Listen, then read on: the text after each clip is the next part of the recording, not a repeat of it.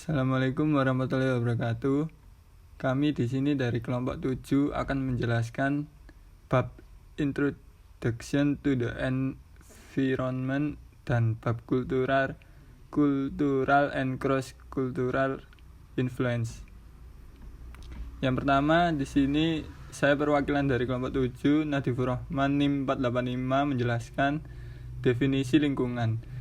Definisi lingkungan adalah semua karakteristik fisik dan sosial dari dunia eksternal konsumen, termasuk di dalamnya objek fisik, hubungan keuangan, dan perilaku. Lingkungan yang jauh dari konsumen, yang bersifat umum dan universal seperti sistem politik dan hukum, kondisi ekonomi dan budaya. Lingkungan fisik adalah semua aspek fisik yang non-manusia dalam lingkungan di mana perilaku konsumen terjadi. Ada beberapa pengaruh lingkungan terhadap konsumen. Lingkungan konsumen dibagi menjadi dua. Lingkungan sosial, yaitu lingkungan sosial adalah orang-orang lain yang berada di sekeliling konsumen dan termasuk perilaku dari orang-orang tersebut. Lingkungan fisik adalah segala sesuatu yang berbentuk fisik di sekeliling konsumen, yang termasuk lingkungan fisik adalah beragam produk, toko, lokasi toko, dan lain-lain. Aspek-aspek lingkungan. Yang pertama dari faktor internal. A. Motivasi, B. Ekonomi, C. Sikap, D. Persepsi, E. Integrasi. Yang kedua ada faktor eksternal. Yang pertama kebudayaan, yang kedua kelompok sosial dan kelompok referensi, yang ketiga keluarga. Terus ada situasi konsumen. Situasi konsumen adalah faktor lingkungan sementara yang menyebabkan suatu situasi di mana perilaku konsumen muncul pada waktu dan tempat tertentu. Situasi bukanlah lingkungan fisik atau karakteristik lingkungan sosial. Arti situasi didefinisikan oleh seorang konsumen yang berperilaku di sebuah lingkungan untuk mencapai tujuan tertentu.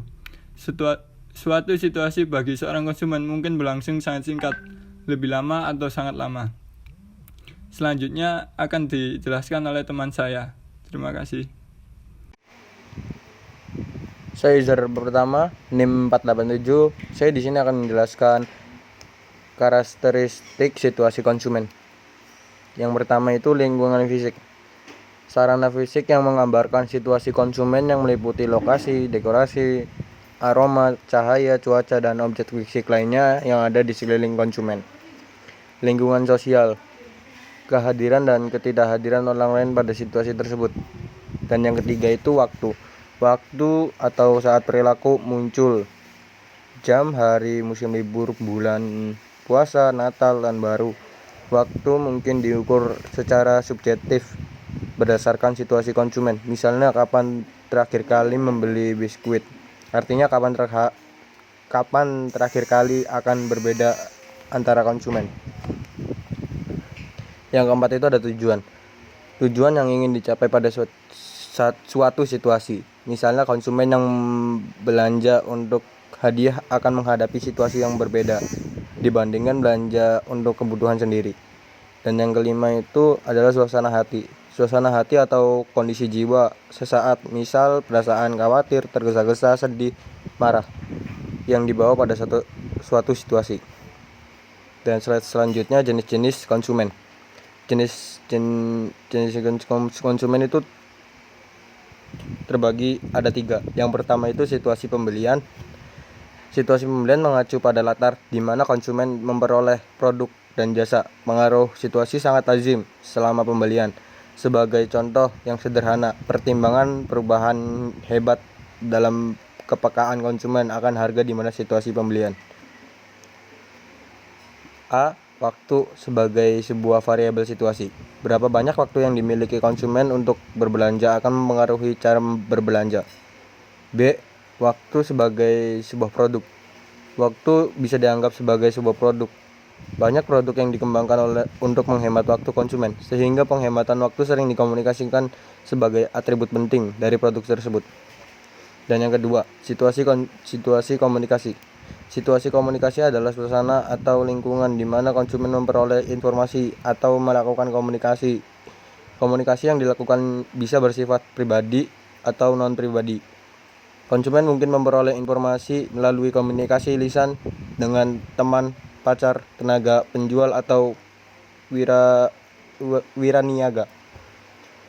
Informasi juga mungkin diperoleh melalui komunikasi non-pribadi seperti media elektronik dan media cetak, yang merupakan media komunikasi non-pribadi yang sering diakses oleh konsumen secara sengaja maupun tidak sengaja.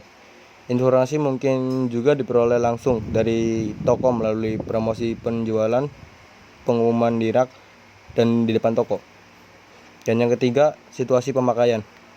Situasi konsumen ketiga adalah situasi konsumsi atau situasi pemakaian atau situasi penggunaan produk dan jasa, yaitu situasi atau suasana ketika konsumsi terjadi.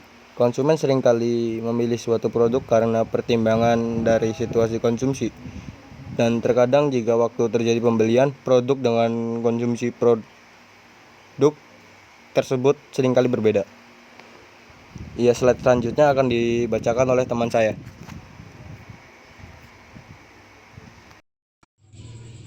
Assalamualaikum warahmatullahi wabarakatuh. Saya Rifki Mairenanda Livafrinanto, NIM 462, akan melanjutkan dari teman saya, budaya konsumen. Budaya sendiri memiliki pengertian, yaitu seperangkat pola perilaku yang secara sosial dialirkan secara simbolis melalui bahasa dan cara-cara lain pada anggota dari masyarakat tertentu. Budaya, kultur sebagai makna yang dimiliki bersama oleh sebagian besar masyarakat dalam suatu kelompok sosial.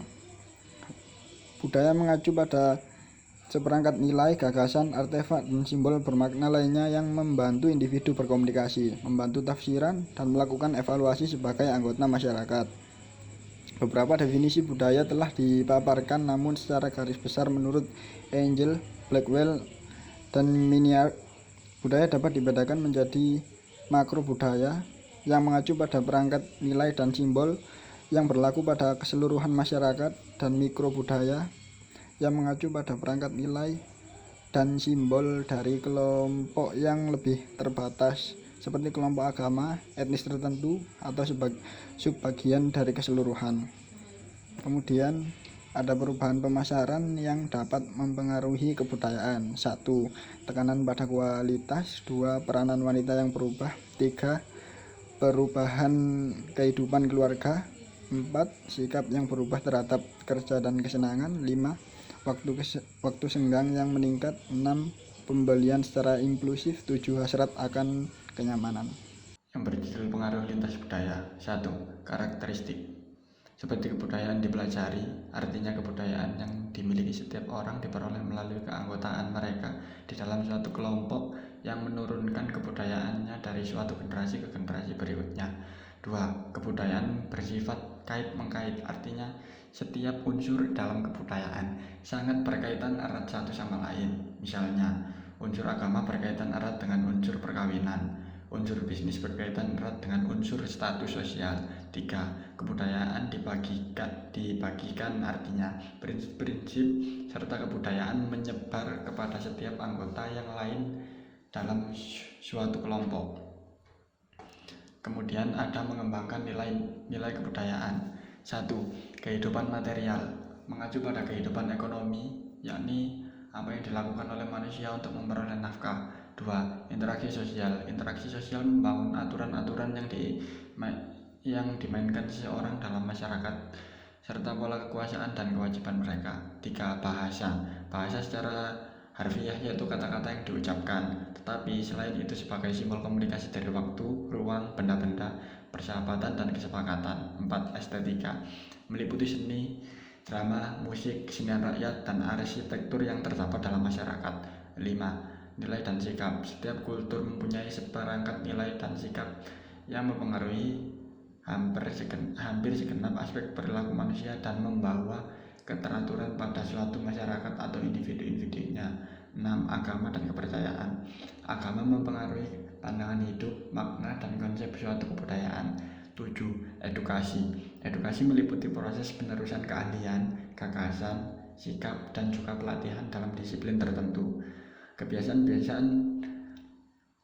8. Tata krama. Kebiasaan adalah praktek-praktek yang lazim atau mapan. Tata krama adalah perilaku yang dianggap tepat pada pada masyarakat tertentu. 9. Etika dan moral. Pengertian apa yang disebut apa yang benar dan salah didasarkan pada kebudayaan.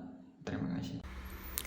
Di slide selanjutnya saya akan menjelaskan tentang misinterpretasi penilaian lintas kultural.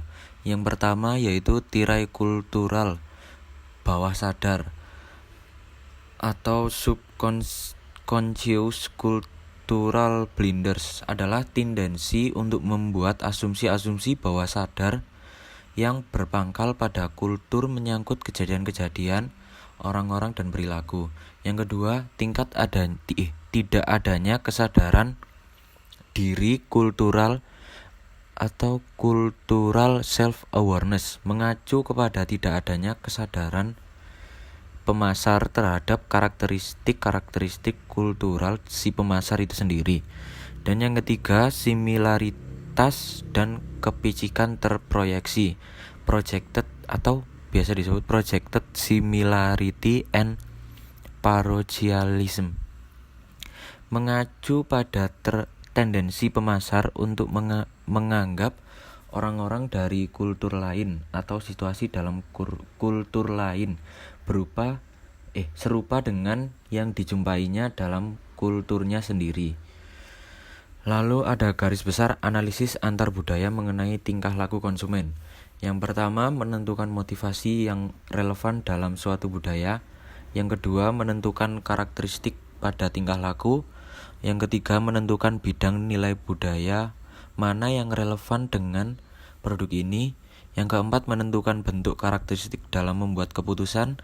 Yang kelima, mengevaluasi metode promosi yang cocok dengan budaya setempat. Yang keenam, menentukan lembaga yang cocok untuk produksi ini menurut pikiran konsumen. Dan slide yang terakhir adalah slide kesimpulan.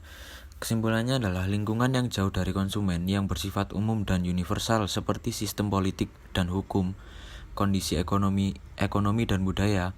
Lingkungan fisik adalah semua aspek fisik yang non-manusia